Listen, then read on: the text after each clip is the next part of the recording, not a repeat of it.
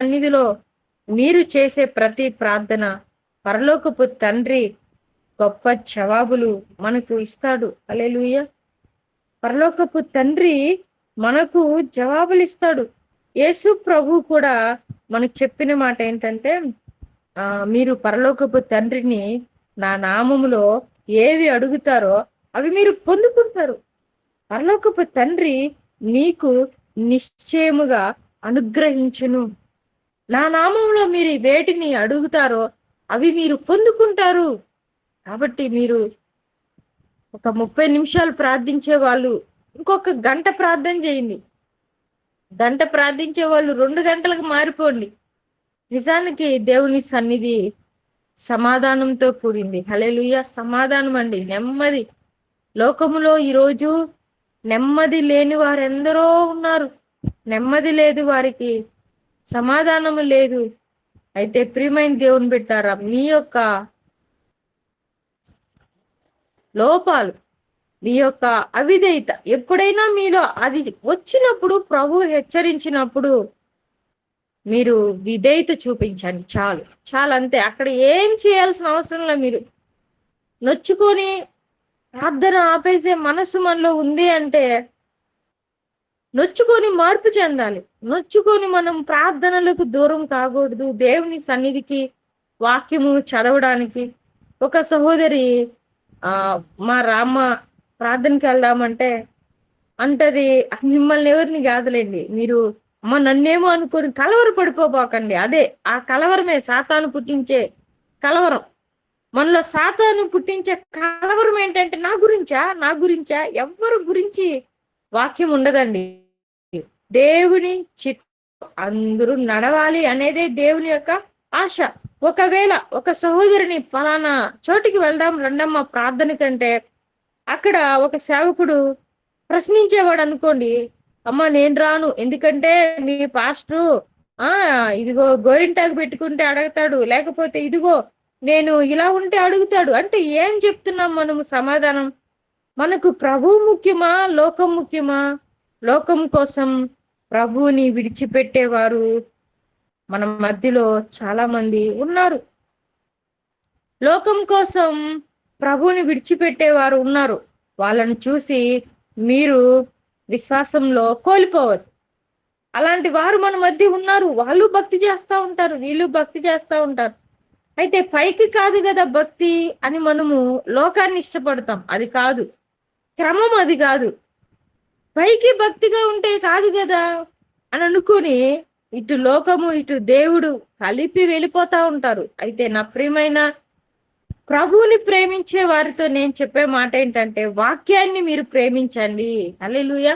వాక్యం అంటే ఏంటి? వాక్యమే దేవుడై ఉన్నాడు. బోధించేవారు మీరు ఎంతో మందిని వింటా ఉండొచ్చు.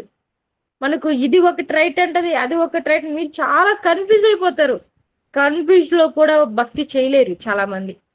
కన్ఫ్యూజన్ ఉంటే భక్తి చేయలేరు.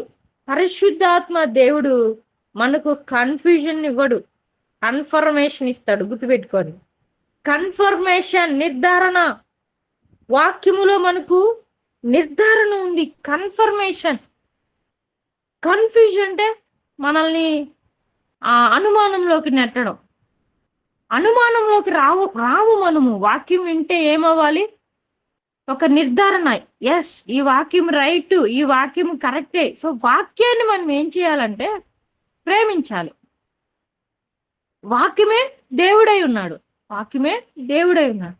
కాబట్టి మనము వాక్యాన్ని ఏం చేయాలంటే, దేవుని ప్రేమిస్తున్న మనము వాక్యాన్ని ప్రేమిస్తే వాక్యానికి లోబడుతాం. వాక్యానికి ఏమవుతాం? లోబడతాం. చాలా మంది ఉపదేశాన్ని విని విడిచిపెట్టేస్తారు, లోబడరు. లోబడకపోతే ఏమవుతుంది? లోబడకపోతే ఏమవుతుంది? దేవునికి దూరం అయిపోతారు. అంతే. దేవుని చిత్తం చేయలేరు వారి జీవితాల్లో. వారిని మీరు చూసి మీ భక్తి తగ్గిపోయేటట్లుగా ప్రవర్తించద్దు. మీరు యెహోవా యందు భయభక్తులు కలిగి ఉండట ఐశ్వర్యము అన్న వాక్యాన్ని మీరు ప్రేమించాలి, మనుషులను కాదు. గుర్తుపెట్టుకోండి. మీకు చాలా క్లారిటీగా దేవుడు మీతో మాట్లాడుతూ ఉన్నాడు. మనము వాక్యాన్ని ప్రేమించడం అంటే యెహోవా యందు భయభక్తులు కలిగి ఉండుట తెలివికి మూలము అని రాయబడుతుంది. ఇప్పుడు నువ్వేం కలిగి ఉండాలి? నీ పక్కన వారిని చూసి భక్తిహీనత కలిగి ఉండాలా? వాక్యాన్ని చూసి భయభక్తులు కలిగి ఉండాలా? వాక్యాన్ని చూసి భయభక్తులు కలిగి ఉండాలి. నీ ఎదుటి వారిని చూసి, నీ పక్కన వారిని చూసి, నీ స్నేహితులను చూసి నువ్వు భక్తిహీనురాలుగా మారావనుకో, వినిన సంగతి నువ్వు విడిచిపెట్టిన వ్యక్తి వలె దేవునికి దూరం అయిపోయే అవకాశం ఉంది. నీ కోసము ప్రభువు జన్మించాడు. నీ కోసము ప్రభువు మరణించాడు. నీ కోసమే ప్రభువు మరణాన్ని జయించాడు. నీ కోసమే ప్రభువు శోధించబడ్డాడు. మరలా చెప్తున్నా, శోధించబడ్డాడు. ఈరోజు వాక్య భాగంలో హెబ్రీయులకు రాసిన పత్రికలో మనము ధ్యానిస్తూ యేసు ప్రభు తాను శోధింపబడి, దేవుడు, మీరు వినాలి ఇక్కడ, కొంచెం వినండి, నేను ముగిచ్చేస్తాను. యేసు ప్రభు ఎలా శోధించబడ్డాడంటే ఆకలితో బాధ అనుభవించాడు. ఆయన ముళ్ళ కిరీటం పెట్టుకొని బాధ అనుభవించాడు. ఆయన మనుషులు ఉమ్మివేస్తా ఉంటే బాధ అనుభవించాడు. ఆయన కొరడా దెబ్బలు ఆయన వీపు మీద పడతా ఉంటే ఆ బాధని అనుభవించాడు. ఆయనను అనేకులు దొంగ దొంగ దొంగ. ఎవరండి దేవుడు? దేవుడు ఎవరు? ఆయన సర్వశక్తిమంతుడు. వింటున్నారా? నేను ఒక 3 నిమిషాలు ముగిస్తా, ప్లీజ్. ఎవరైనా మీరు పనులకు వెళ్ళిపోయేవాళ్ళు దయచేసి పోరాడబట్టేసి పరిగెత్తబాకండి. ఇది చాలా ముఖ్యం. మీరు తెలుసుకుంటే బోధించే వాళ్ళు 100 మంది మారచ్చేమో, కానీ నువ్వు క్రీస్తులో నిలకడగా ఉంటావు. నువ్వు చాలా మంది బోధ వింటా ఉంటావు, చాలా క్యాప్షన్స్ వింటా ఉంటారు. కొంతమంది విని విని విని భక్తి చేరు, ఊరికే విన్నామా పంపించుకున్నామా, దాని వలన కాదండి ఆశీర్వాదం. నువ్వు వాక్యములో నిలిచి ఫలిస్తేనే ఆశీర్వాదం. హల్లెలూయా. నువ్వు వాక్యములో నిలిచి ఫలించాలి. అది లేకుండా ఊరికే వాక్యాలు పెట్టుకుంటా ఉంటే ఏమొస్తుంది? పెట్టుకోండి, పంపించేదాన్ని బట్టి నేనేమన్ను, కానీ నువ్వు నిలిచి ఫలించాలి. నువ్వు ప్రభువులో నిలవాలి. ఇది కావాలి. నీకు ప్రభుకి ఒక బాండింగ్ ఉండాలి. దేవునితో నువ్వు ఒక తండ్రి కుమార్తెలాగా, కుమారుడుగా, మీరు ప్రభు నీకు అప్పగించిన పని అది ఏదైనా కావచ్చు, చిన్నదా పెద్దదా తర్వాత సంగతి. అది ఏ పని చేసినా నువ్వు దేవునితో కూడా నడవాలి. ఈ ఆశ మనలో ఉండాలమ్మా. దేవుని బిడ్డలు అంటే ఎవరో ఒకరు మాత్రమే దేవుని బిడ్డలు, మిగిలిన వాళ్ళందరూ కాళ్ళలో పుట్టినోళ్ళు అన్నట్టు వేరుపరచబడి ఏముండదు. దేవుడు అందరినీ ప్రేమిస్తున్నాడు, అందరికి ఆశీర్వాదం ఇస్తున్నాడు. కానీ మనము దేవుని యందు చేసే భక్తిని బట్టి అక్కడ వేరైపోతున్నాం. కాబట్టి అందరూ భక్తి చేయండి, దేవుడు ఇచ్చిన పనిలో నమ్మకంగా ఉండండి. నేను చెప్తూ ఉన్న మాట అన్నాను కదా, ఒక నిమిషం అక్కడ ఆగండి. యేసు ప్రభు మన కోసం ఏమయ్యాడండి? శోధించబడ్డాడు. ఎలా శోధించబడ్డాడు? ఆకలితో, దప్పికతో, కొరడా దెబ్బలతో, సిలువ మరణం పొందుతున్న సమయంలో యేసు ప్రభుని అనేకులు దొంగ దొంగ, తిండిపోతూ అని తిట్టారంట యేసు ప్రభు. ఆయన ఎవరైనా సర్వశక్తిమంతుడు. వారిని ఇప్పుడు ఆయన తిట్టచ్చా తిట్టకూడదా? ఈ శోధనలో ఆయన తిట్టచ్చు. ఒకవేళ అవకాశం వచ్చింది, నన్ను తిండిపోతా అంటారా మీరు, ఎవరు మీరు, మరణమవుదురుగాక అన్నాడు అనుకోండి, అంతే, అయిపోయింది వాళ్ళ జీవితం. అయితే దేవుడు సహించాడు. ఆ రోజు వచ్చిన శోధనలన్నీ సహించాడు. యేసు ప్రభుని పిడిగుద్దులు అంటే చెయ్యి పిడికిలి బాగా బిగిచి మొహం మీద ఒక్క గుద్దు గుద్దినప్పుడు ఆ ముఖము ఎంతగా నొప్పికి గురవుతుందో. అయితే వాళ్ళు అంటారు, ఎవరు గుద్దారు చెప్పు అంటారు. ముఖం మీద ముసిగేసి పిడిగుద్దులు గుద్ది, నువ్వు దేవుడు కదా, ఎవరు గుద్దారు చెప్పు అంటారు. రాయబడిన మాట అండి ఇది, నేను చెప్పిన మాట కాదు. ఆయన ముఖం మీద పిడిగుద్దులు గుద్ది, నేనెవరో చెప్పు అంటారు. ఆయనకి తెలీదా ఎవరు? దేవుడికి తెలియదా? తెలుసు. ఒరే నువ్వు నన్ను గుద్దే అంత తోడువా, నువ్వు ఇప్పుడు మరణమవుదువుగాక అని. ప్రభు అంటే వాడికి జీవం ఎక్కడా? కానీ ప్రభు సహించాడు. ప్రభు ఏం చేశాడు? అక్క మరి వర్తమానాన్ని బట్టి నన్ను సహిస్తూ భరిస్తూ వెళ్ళిపోమంటావా? మీకు అప్పుడే సాతాను నేను చెప్పే వాక్యం ఒకటైతే మీకు ఇంకో వాక్యం చెప్తా ఉంటారు పక్కన చేరి. వాడి మాట వినబాకండి. అదే మీరు చేసే పొరపాటు. మనం చేసే పొరపాటు ఏంటంటే, ఏముందిలే దేవుడు శ్రమ పొందాడు, నువ్వు కూడా శ్రమ పొందు, దేవుడు సహించాడు. మనమే ఊహించుకుంటాం ఒక వర్తమానం. వద్దు, ఆపేయండి. ప్రభువుని ప్రేమించండి. హల్లెలూయా, హల్లెలూయా. మొదట నువ్వు ప్రభువుని ప్రేమించు, ఆ మనసు తర్వాత సంగతి. అది. ముందు నువ్వు ప్రభువుని ప్రేమించు. నీ కోసం ప్రాణం పెట్టి తిరిగి లేచిన నీ ప్రభువు మీద నీ మనసు ఆనుకో. తర్వాత సంగతి నువ్వు సహిస్తావో భరిస్తావో నీకు ఆ మనసు దేవుడిస్తాడు. నువ్వు ముందు దేవుని ప్రేమిస్తే. మనం చేసే పొరపాటు ఎక్కడొచ్చేస్తుందంటే, ఆ దేవుడు శ్రమ పడ్డాడు, మనల్ని కూడా పొందమంటాడు, మనల్ని కూడా ఏముందిలే అంటే మనకు వచ్చే బాధలను బట్టి ఒక వింత వ్యక్తుల్లాగా ఉపదేశాన్ని విడిచిపెట్టేస్తాం. తప్పు అక్కడ. ఉపదేశాన్ని ఎప్పుడు విడిచిపెట్టకూడదు. దేవుని వాక్యాన్ని. ఉపదేశం అంటే ఏంటి? దేవుని వాక్యం. ఇప్పుడు ఏం చేయాలి? ఆయన శోధించబడి మనకు శోధనలో సహాయం చేస్తున్నాడంట. చదివారా మీరు? గ్రూప్ లో నేను పెట్టిన వాక్యాన్ని ఒకసారి మీరు చదవండి. వీలైతే హెబ్రీయులకు రాసిన పత్రిక 2వ అధ్యాయం మొత్తం చదవండి. ఆయన మనకు సహాయం చేయిచూ ఉన్నాడు. ఈరోజు ప్రభువు నీకోసం శోధించబడ్డాడు అనే మనసు ఒక్కసారి తెచ్చుకో.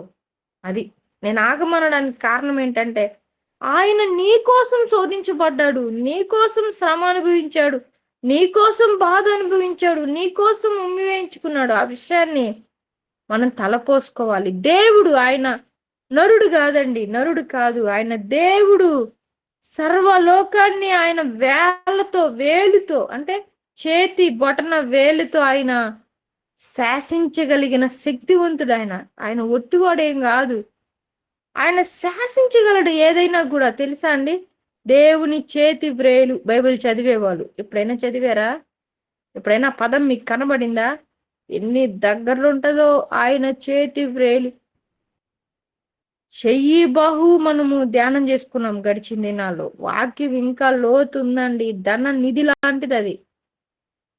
మీరు 1 సంవత్సరం 2 సంవత్సరం వినేసి, అబ్బా మేము ఎంత వాక్యాలు వినేస్తున్నామో, అక్కడ రోజు వాక్యాలు చెప్పేస్తా, ఇంకా ఉంది. మీరు ఇంకా లోతుకి వెళ్ళలా.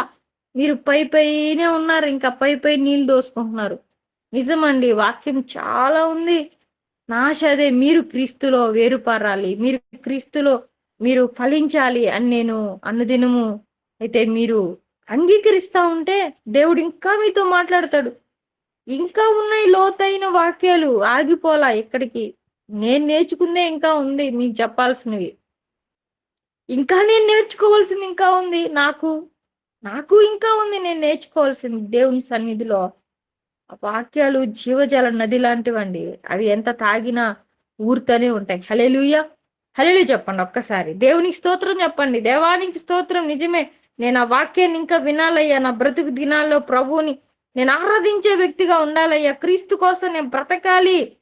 దేవుని చేతి వ్రేలు అద్భుతం అండి. అదొక మాట.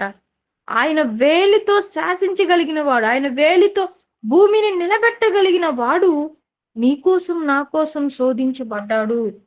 ఆయన శోధించబడ్డాడు, శ్రమ అనుభవించాడు, కష్టపడ్డాడు. ఎందుకోసము?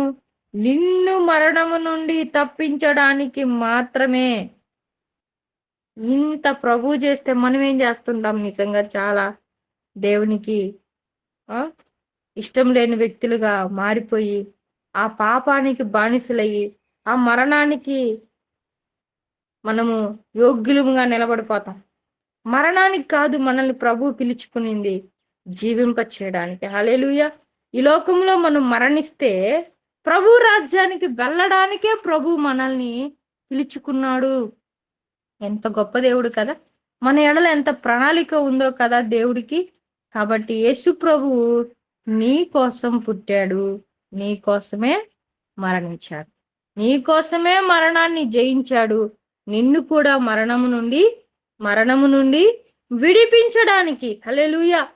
మరణ దాస్యములో నుండి విడిపించడానికి. మనము మామూలుగా మరణం వస్తుంది అందరికి, అయితే ఆ తర్వాత దేవుడు మనల్ని ఏం చేయబోతున్నాడంట, మనం శాశ్వత మరణం పొందం. మనం దేవుని పిల్లలు ఏంటంటే, ఒకవేళ మరణించినను ప్రభువు చిత్తములో మనం మరణిస్తే దేవుడు మనల్ని లేపుతాడు.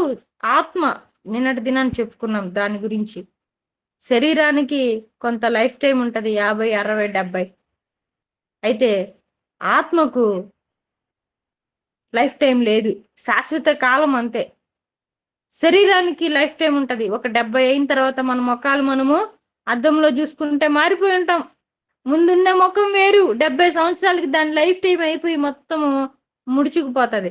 80కి ఇంకా మనము ఇప్పుడు 30లో ఉన్నట్టు 80లో ఉండం, దాని లైఫ్ టైం అయిపోతుంది. దేనికి? మన శరీరానికి. కానీ దాని విషయంలో ఈ లోకము మనము ఉండకూడదు ఎక్కువ ఇంట్రెస్ట్. మనకు ఆత్మ విషయంలో ఆసక్తి కలిగి మనం ముందుకెళ్ళాలా. మన ఆత్మ నిత్యము జీవించబోతుంది దేవునితో పాటు. కాబట్టి మీరు ఆత్మ సంబంధమైన బిడ్డలుగా మీకోసం ప్రాణం పెట్టిన యేసయ్య కోసము మీరు జీవిస్తారా? ప్రభు మీకు సహాయం చేస్తాడు. హల్లెలూయా. మీరు చేయాల్సింది ఏంటంటే, వినిన సంగతులు విడిచిపెట్టద్దు. హల్లెలూయా, హల్లెలూయా. ఒకవేళ నేను మీకు చెప్పాలనే ఆశిస్తాను, సమయాలు ఎలాంటి పరిస్థితుల్లో ఉన్నాయి తెలీదు, మీరు కూడా విని మర్చిపోయే రోజులు ఉన్నాయి. అయితే వినిన సంగతులు, కొన్ని ముఖ్యమైన మూల పాఠాలు విడిచిపెట్టద్దు. మీరు ప్రభు వాక్యాన్ని, దేవుని సన్నిధిలో మీరు ధ్యానించేవి మీ ఆత్మ నశించిపోకుండా దేవుడు మీకోసం చేసిన త్యాగాన్ని మీరు తలపోసుకొని ప్రభువుని మీరు ప్రేమించండి. మీరు శోధించబడినప్పుడు ఆయన మీకు సహాయము చేస్తాడు. హల్లెలూయా.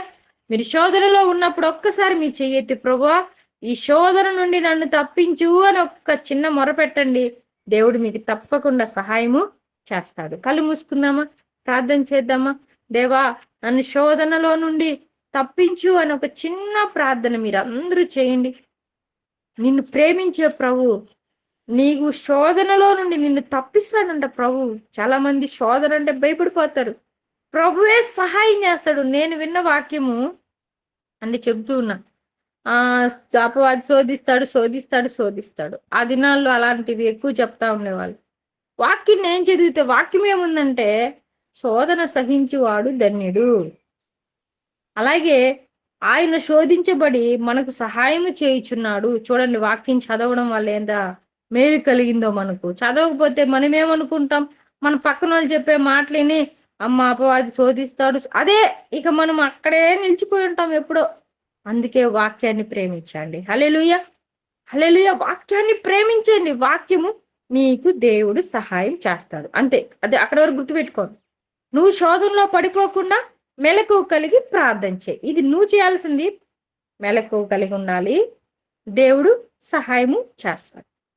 నువ్వు సహించు, నువ్వు ప్రార్థించు, ప్రభు నీకు సహాయము చేస్తాడు. ఇక్కడ మనము నేర్చుకుంటున్న పాఠాలు ఏంటంటే, మనం ఏం చేయాలి, దేవుడు ఏం చేస్తాడు. నువ్వు సహించు, నువ్వు ప్రార్థించు, ప్రభు నీకు సహాయం కొరకు నువ్వు వేడుకో, ప్రభు తప్పక సహాయం చేస్తాడు, విడిపిస్తాడు దేవుడు నిన్న పరిస్థితి నుంచి. అంతేగాని ఏదో వచ్చేస్తుంది, ఏదో జరిగిపోద్దని భ్రమపడద్దు, భయపడద్దు. ప్రభువు మీద అనుకుందామా, ప్రార్థన చేద్దామా, మౌనంగా ఉండొద్దు, ప్రార్థించండి. నేను చెప్తున్న ఈ మాటలన్నీ ఆయన సన్నిధిలో మీరు మీ నోరారా ప్రార్థించండి. ప్రభువా నాకు సహాయం చేయయ్యా. నిజమే, చాలాసార్లు పక్కన వాళ్ళ మాటిని, వాక్యాన్ని తప్పుత్రోవలోకి వెళ్ళిపోతా ఉన్నాను. వాక్యాన్ని స్పష్టంగా అర్థం చేసుకోగలిగే ఆలోచన నాకు ఇవ్వు. వాక్యం ఎక్కడ ఏమి రాయబడుతుందో ఆ మాట ప్రకారంగా నేను ధైర్యం పొందుకోవాలయ్యా అని అడగండి. ప్రభా నాకు సహాయం చేయ ప్రభు అని అడగండి. మరి ఆ వాక్యం మీకు ఎంత ముఖ్యము, ఆయన మీకు సహాయం చేస్తాడంట. నిజంగా ఆ మాట మనకి ఎంత ధైర్యాన్ని ఇస్తుందో. ప్రభువా నేను ఏ శోధనలో పడిపోతానో, నేను ఎక్కడ దూరం అయిపోతానో అని మనం భయపడిన వేళలో, అమ్మా నువ్వు ప్రార్థించేయి, నేను నీకు సహాయం చేస్తాను. బా ఎంత మంచి మాట అండి. నువ్వు వినే సంగతి విడిచిపెట్టద్దు, నేను నీకు సహాయం చేస్తాను. ప్రభు మనకు సహాయం చేస్తాడు. ప్రార్థన చేసుకుంది. ప్రేమ కలిగిన తండ్రి, కృప కలిగిన మా దేవ, ఈ ఉదయకాల సమయములో అయ్యా మీరు మమ్మల్ని దర్శించిన విధానం బట్టి మీకే స్తోత్రాలు ప్రభా, స్తోత్రాలు తండ్రి. గడిచిన కాలంలో అంతా మమ్మల్ని కాచి కాపాడినందుకు స్తోత్రాలయ్యా. అయ్యా అవునయ్యా, నీవు శోధించబడి శ్రమ పొందావు గనుక శోధించబడిన వారందరికీ సహాయము చేయగలవాడై ఉన్నావు. అందును బట్టి స్తుతి ఇస్తూ ఉన్నాం. మా కొరకు శ్రమ పొందావు, మా కొరకు శోధించబడ్డావు ప్రభువా. నీ ప్రేమ ఎంతో గొప్పది, నీ ప్రేమ ఎంతో గొప్పది అయ్యా. మేము నిన్ను మర్చిపోకుండా నిత్యము ఆరాధించే మనస్సు మాకు దయచేయండి. మా ప్రేయర్ గ్రూప్ లో బిడ్డలు కూడా అనేకులు రక్షించబడాలని ప్రార్థించే మనస్సు ఇవ్వండి అయ్యా. ఏసై ఎవరి కొరకు ప్రాణం పెట్టారో ఏ బిడ్డ నశించిపోకూడదన్న భారం ఇవ్వండి అయ్యా, బాధ్యతనివ్వండి అయ్యా. అనేకుల కొరకు ప్రార్థించే మనస్సు ఇవ్వండి అయ్యా. నీ బిడ్డలందరూ మేలు పొందుకోవడానికి సహాయం చేయండి. నీ బిడ్డలందరూ ఆశీర్వదించబడడానికి సహాయం చేయండి అయ్యా. 10th క్లాస్ ఎగ్జామ్స్ రాస్తున్న బిడ్డల్ని జ్ఞాపకం చేసుకోండి. వారు రాసేటువంటి ఎగ్జామ్ చక్కగా మీ నామానికి మహిమకరంగా వారందరూ సాక్షులుగా మార్చబడినట్లు సహాయం చేయండి. అలాగే మా ప్రియులు ఎవరైతే ఏ అంశాల నిమిత్తం ప్రార్థిస్తూ ఉన్నారో అయ్యా వాటికి జవాబులు దయచేయండి అయ్యా. మా ప్రియుల కుటుంబాలు అయ్యా, బ్రదర్స్ అందరినీ జ్ఞాపకం చేసుకోండి. వారు ఉద్యోగాల విషయంలో ఉద్యోగాలు ఇచ్చిన వారిని బట్టి స్తుతిస్తున్నాం. పొందుకున్న వారు మర్చిపోయేవారు కాకుండా అయ్యా కృతజ్ఞత కలిగి బ్రతకడానికి సహాయం చేయండి. ఇంకా పొందుకోవలసిన వారు అయ్యా వాటిని పొందుకోవడానికి సహాయం చేయండి. ఎవరు ఏ స్థితిలో ఉన్నారో ఎరిగిన దేవుడివి.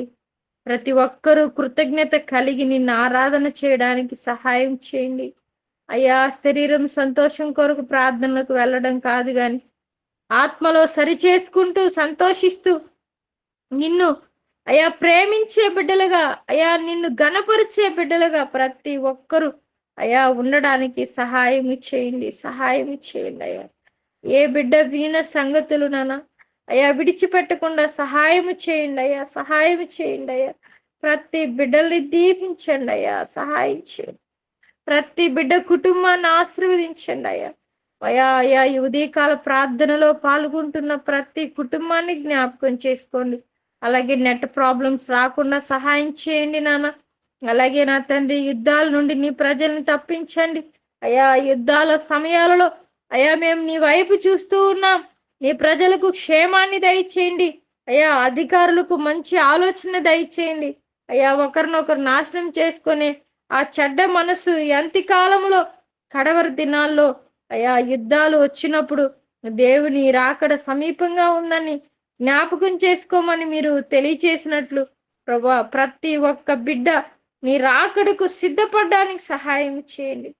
దేశానికి క్షేమాన్ని దయచేయండి ప్రభు అయ్యా. మా ప్రియులు అయ్యా పరిచర్యల కొరకు భారముతో ప్రార్థించే వారిని లేవనెత్తండి అయ్యా. మీ చిత్తములో ఉన్న వారిని సమకూర్చండి అయ్యా. నీకు ఎవరంటే ఇష్టం ఉందో, ఎవరు నీ మాట వింటున్నారో, ఎవరిని నువ్వు ప్రేమించావు వారందరినీ సమకూర్చండి అయ్యా. మేము కూడా వారి కొరకు ప్రార్థించే వారంగా అయ్యా నీ చిత్తంలో మేమందరం ముందుకెళ్ళడానికి సహాయం చేయండి, సహాయం చేయండి. పిల్లలను దీవించండి అయ్యా. మా ప్రియుల యొక్క పిల్లలందరినీ దీవించండి. వారి చదువులో మంచి జ్ఞానం ఇవ్వండి. వాళ్ళ స్కూల్ విషయాలలో వారు రాకపోకల్లో అయ్యా మీరు తోడుగా ఉండండి అయ్యా. జ్వరంతో బాధపడుతున్న బిడ్డల్ని స్వస్థపరచండి అయ్యా. వారి తండ్రి ప్రతి నడకలో మీ సహాయము దయచేయండి. చిన్న బిడ్డలు ఎక్కడ వారి యొక్క తండ్రి నడకలోను వారి యొక్క ప్రతి సమయంలోను తల్లులు ఒకవేళ మర్చిపోవచ్చేమో, మీ సహాయము దయచేయండి. చిన్న బిడ్డలకి ఎలాంటి ప్రమాదాలు రాకుండా సహాయం చేయండి. బిడ్డల చుట్టూ నీ యొక్క కాపుదల దయచేయమని కోరుకుంటూ మా ప్రియులందరినీ మీ చేతులకు అప్పగించుకుంటూ అయా ఎవరి అవసరత వారి హృదయాన్ని ఎరిగిన దేవుడివి అయితే నిన్ను ప్రేమించే బిడ్డల్ని ప్రత్యేకంగా జ్ఞాపకం చేసుకోమని, నేడు వినిన వాక్యాన్ని ప్రతి బిడ్డ అర్థం చేసుకోవడానికి సహాయం చేయమని, నన్నును మా ప్రియులను మీ చిత్తానుసారమైన మార్గములో అయ్యా నడిపించమని కోరుకుంటున్నాం. సహాయం చేయండి అయ్యా, సహాయం చేసయ్యా. నీ వాగ్దానాలు మా జీవితంలో నెరవేర్చండి అయ్యా. మా క్రియలను బట్టి కాదయ్యా, మేము వట్టి వారమయ్యా, మేమెందుకు పనికిరాని వారిని, అయితే నీవు గొప్పవాడివి. సహాయం చేయండి ప్రభా, కృప చూపండి నాన్న, కృప చూపండి నాన్న అయ్యా. మా జీవిత కాలం వృధా కాకుండా ప్రభా నీ కొరకు మేము బ్రతకడానికి సహాయం చేయండి అయ్యా. వెళ్ళవలసిన వారమే, ఏదో ఒక దినాన వెళ్ళవలసిన వారమే. అయితే ఉన్న ఈ కాలాన్ని ప్రభువా నీ కోసం ఖర్చు చేయడానికి మాకు నేర్పించండి. మా ధనము, మా బలము, మా జ్ఞానము అయ్యా నీ కోసం ఖర్చు పెట్టే మనసుని నాకును నైనా ఆశ కలిగిన బిడ్డలకును దయచేయండి అయ్యా, సహాయం చేయండి అయ్యా. మేమంతా నీ కోసం నిలబడ్డానికి ప్రార్థించే వరంగా మాకు సహాయం చేయండి అయ్యా. ప్రార్థించే మనస్సుని మాకు దయచేయండి అయ్యా. ప్రార్థించలేని దుష్ట హృదయం తీసివేయండి అయ్యా. ఎల్లప్పుడూ నీ పాదాలు పట్టుకోగలిగే వరంగా అయ్యా, నీ పాదాల దగ్గర కన్నీరు విడిచిన మరీలాగా మేము కూడా అయ్యా నిన్ను విడిచి మేము ఉండలేమయ్యా. సహాయం చేయండి, సహాయం చేయండి.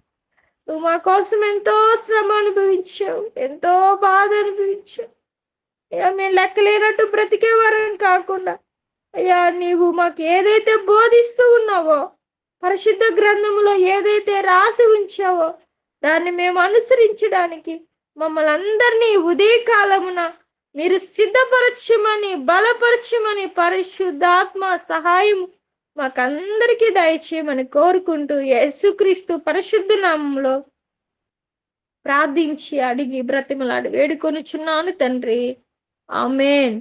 నా ప్రాణమా యెహోవాను సన్నిధించు, నా అంతరంగంలో ఉన్న సమస్తమైన పరిశుద్ధ నామమును సన్నిధించు. నా ప్రాణమా యెహోవాను సన్నిధించు.